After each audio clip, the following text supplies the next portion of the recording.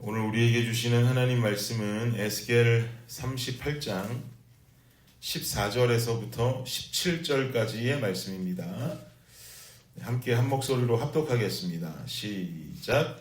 인자야, 너는 또 예언하여 고객에 이르기를 주 여호와께서 이같이 말씀하시기를 내 백성 이스라엘이 평안히 거주하는 날에 내가 어찌 그것을 알지 못하겠느냐.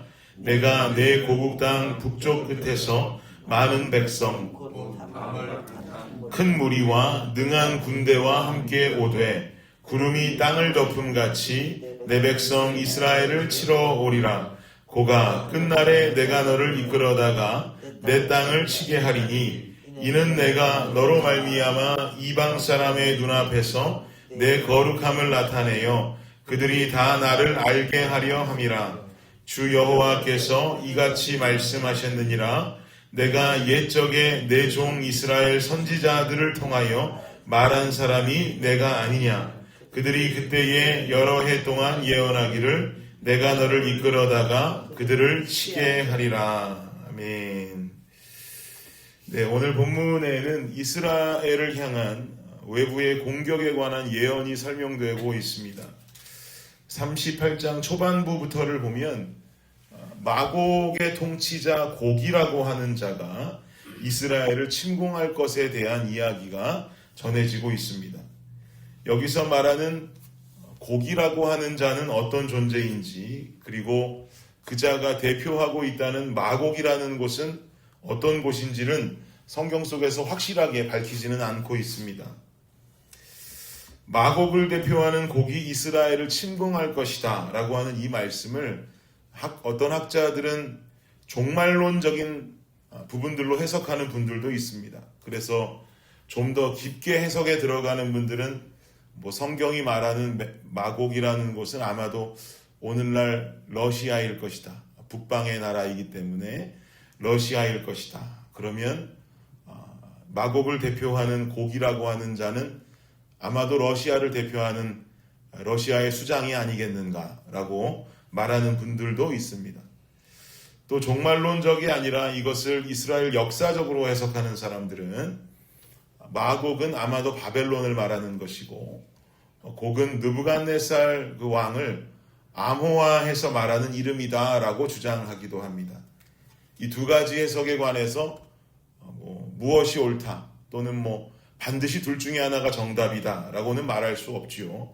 이런 해석도 있고 종말론적인 의견과 역사적인 의견들이 있구나라고 우리가 알고 지나가면 좋겠습니다. 어쨌든 마곡이 어디인지 또 곡이 누구인지는 알 수는 없으나 이스라엘 북방에 위치한 어떤 곳이고 이들은 이스라엘을 결국 공격할 것이라는 것에 대해서는 당연한 사실이 될 수밖에 없는 것이죠. 그것을 예언하고 있는 것이니까요. 14절 말씀을 다시 한번 보시면요. 14절 함께 읽겠습니다. 시작. 인자야, 너는 또 예언하여 고객에 이르기를 주 여호와께서 이같이 말씀하시길 내 백성 이스라엘이 평안히 거주하는 날에 내가 어찌 그것을 알지 못하겠느냐. 하나님께서 에스겔에게 말씀하시는 거예요. 이스라엘이 평안히 거주하는 날, 결국 이 곡이라고 하는 자가 이스라엘을 공격하는 그날은 아마도 이스라엘이 평안히 지내는 때, 별 문제 없이 지내고 있는 그때에 아마 침공할 것이다 라고 하는 예언이 전해지는 거죠. 이런 때에 곡이 공격하려는 것을 하나님이 예언 중에 말씀하시는 거예요. 내가 모르겠느냐. 이 말을 에스겔에게 가서 곡에게 전하라고 말하는 겁니다. 네가 쳐들어올 거 내가 모르겠냐? 이걸 지금 전하라는 거죠. 그러면서 쳐들어오는 구체적인 모습들을 주님께서 말씀하시는데 15절을 보십시오. 시작. 내가 내 고국 땅 북쪽 끝에서 많은 백성 곧 다 말을 탄 큰 무리와 능한 군대와 함께 오되, 북쪽 끝에서 말 탄 무리들과 그냥 군대 아닙니다. 능한 군대가 함께 오는데 16절을 보니까 구름이 땅을 덮음같이 몰려올 것이다 라는 거예요. 구름이 땅을 덮음같이 엄청나게 많은 숫자가 몰려올 것임을 예언하는 거죠. 그럼 하나님께서는 어떻게 이 모든 상황들을 이렇게도 다 알고 계시는 것일까요? 16절을 보면 그 답이 나와 있습니다. 16절 중반쯤 보면은요, 고가 끝날에 내가 너를 이끌어다가 내 땅을 치게 하겠다라고 지금 말씀하고 있죠. 끝날에 내가 너를 이끌어다가 내 땅을 치게 하겠다. 이게 무슨 말입니까? 곡이 이스라엘을 공격하는 것은 하나님께서 곡을 이끌어다가 이스라엘을 치도록 시키신 사건이라는 거예요. 즉 주님의 주권 속에 일어나게 되는 일이라는 거죠. 그러기에 주님 다 알고 계시는 거예요. 그럼 왜 하나님께서는 이 곡을 사용하셔서 이스라엘을 공격하게 하는 것인가? 왜 주님은 이런 일을 벌이시는 것인가? 우리가 지난주에 보았던 말씀 좀 기억해 보면은요, 하나님께서는 분명히 이스라엘의 회복을 약속하셨고, 메마른 뼈들의 생기, 여러분 기억하시죠? 메마른 뼈들의 생기를 불어넣어서 소생시킨다고도 약속하셨습니다. 근데 이 회복과 소생을 약속하시면서 갑자기 또 곡을 시켜서 이스라엘을 공격하게 하신다? 이 이유가 뭐냔 말이죠. 회복을 명하실 때는 언제고 소생을 명하실 때는 언제고 왜 또 갑자기 이스라엘을 궁지로 몰아넣는 것만 같은 이 그림이 또 나오느냐 말입니다. 그 이유에 대해서 16절 하반절이 그 이유를 설명합니다.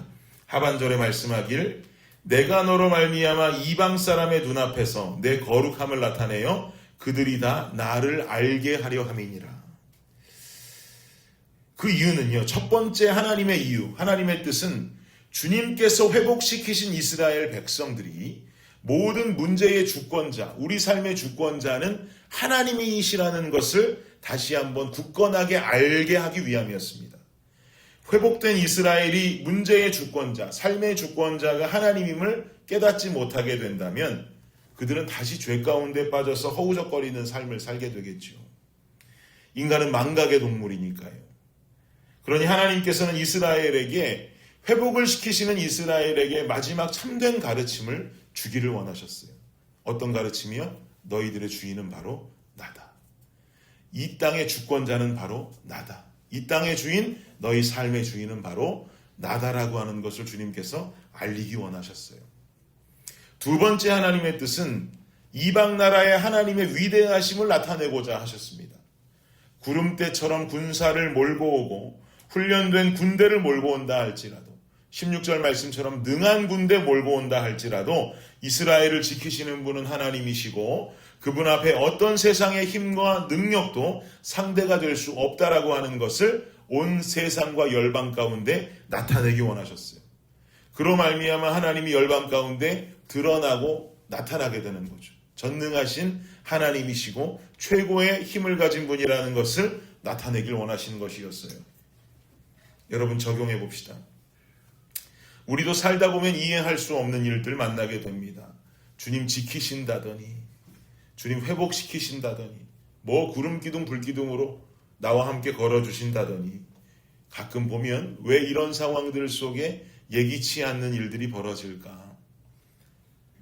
이스라엘이 평안함 중에 곡이 쳐들어오는 것과 같이 내 인생 지금 평안한데, 내 인생 지금 별 문제 없이 살아가고 있는데 그냥 이대로만 살아가면 좋겠는데 왜 주님 또 내 인생 이렇게 흔드시는 걸까? 왜 내 인생 이렇게 힘든 일들이 다시금 또 나타나는 걸까? 라고 우리 인생을 살아가다 보면 의문이 생길 때가 있단 말입니다. 여러분 잘 아시는 자마의 대표였던 김춘근 장로님도 책을 쓰셨는데 그 책 제목이 뭐예요? Why me? Why me? 주님 왜 나입니까? 왜 나입니까? 그 책 보면 장로님 젊은 시절 미국에서 공부하고 교수로 자리 잡으면서 상당히 빠른 시간 동안 성공하게 되죠. 근데 37세에 성공한 그의 인생에 심각한 간경화가 찾아오므로 죽음을 선고받게 되는 상황을 맞이하게 됩니다. 그때 장로님의 질문이 이것이었어요. 주님, why me? 왜 나입니까? 왜 하필 나에게 이런 일이 일어납니까? 지금 이렇게 잘 나가고 있는데요. 지금 이렇게 모든 것이 성공의 길을 걷고 있는데요. 왜 지금 나를 멈추십니까? 왜 나로 하여금 죽음의 문턱에 다가오게 하십니까? 이제 인정받고 성공하고 살만한 인생 속에 꽃길이 펼쳐질 줄 알았건만 간경화로 인한 죽음 앞에 서게 되면서 인생의 물음표가 생기게 된 거죠. 하나님, 왜 내게 이런 일이 일어납니까?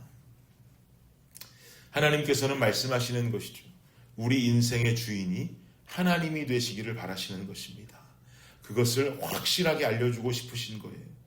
우리가 그것을 잊지 않기를 원하세요. 주님 왜요? 왜 내게 이런 일이 일어나요? 주님 말씀하시는 거예요. 평안히 살아가고 있는 그때 너의 인생의 주권자를 나 여호와로 인정해라. 이 어려운 상황 중에도 믿음의 눈을 들어 하나님의 역사를 인정하고 바라볼 수 있는 믿음 갖기를 원하시는 것입니다.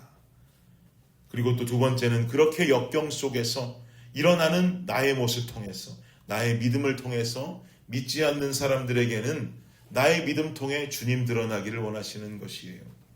그러니 왜 갑자기 이런 일이 일어나나? 왜 내게 이런 고통이 허락되어지는 것인가? 라고 생각하면서 주님을 멀리하고 때로는 주님을 떠나고 하나님을 원망하는 것만큼 어리석고 주님 슬프게 만드는 일은 없는 것입니다. 여러분 기억하세요.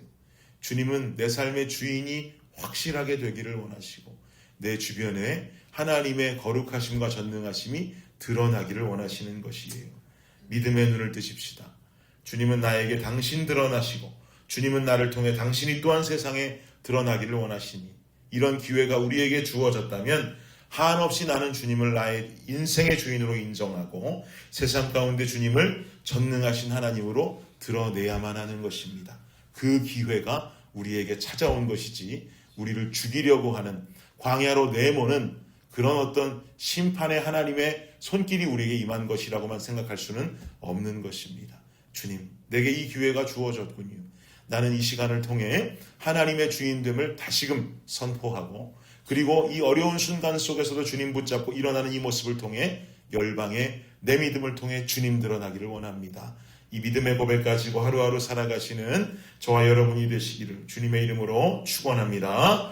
기도하겠습니다. 주님 감사합니다. 주님 왜 저입니까? 주님 왜 내게 이런 일이 일어납니까?